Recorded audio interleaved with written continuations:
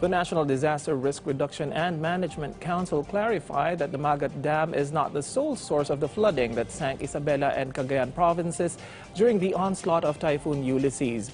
Meanwhile, the National Irrigation Administration acknowledged there is a need to review protocols and processes to be able to respond more efficiently should a similar situation arise in the future. Karen Villana reports.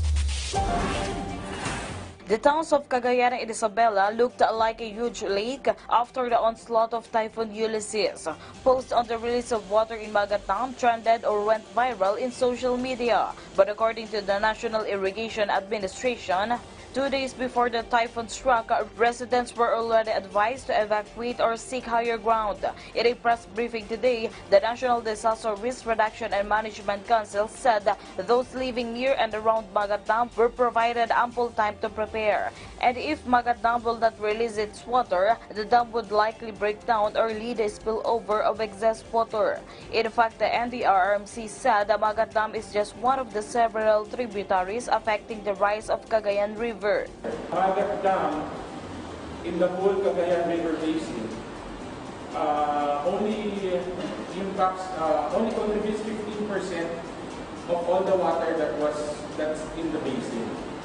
So majority of the water that is in Cagayan River comes from the other tributaries. There are approximately 20 tributaries, 20 main tributaries, and Magat Dam is just 15% of that. On the recommendation to transfer the responsibility of releasing water in dams during typhoons to the NDRRMC, the NIA said, the first thing that we should do is talagang i-review natin yung protocol.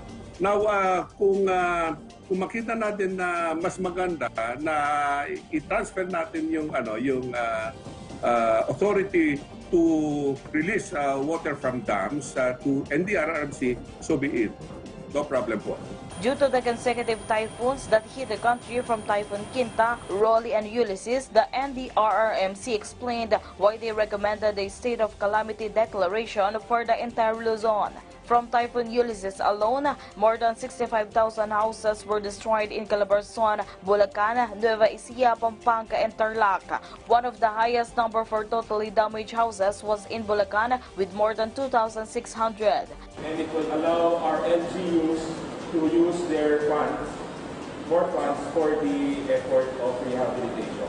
One thing more, when this was recommended, again, it included already and encompassed the whole island of Luzon. Why?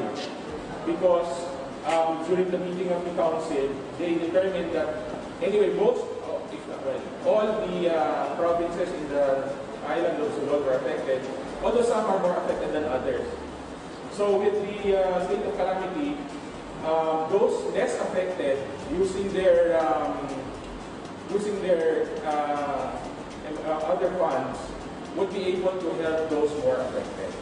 Data report for casualties stood at 73, while the cost of damage in agriculture already reached 4 billion pesos with around 6.1 billion pesos lost in infrastructure. Karen Villana for The Nation.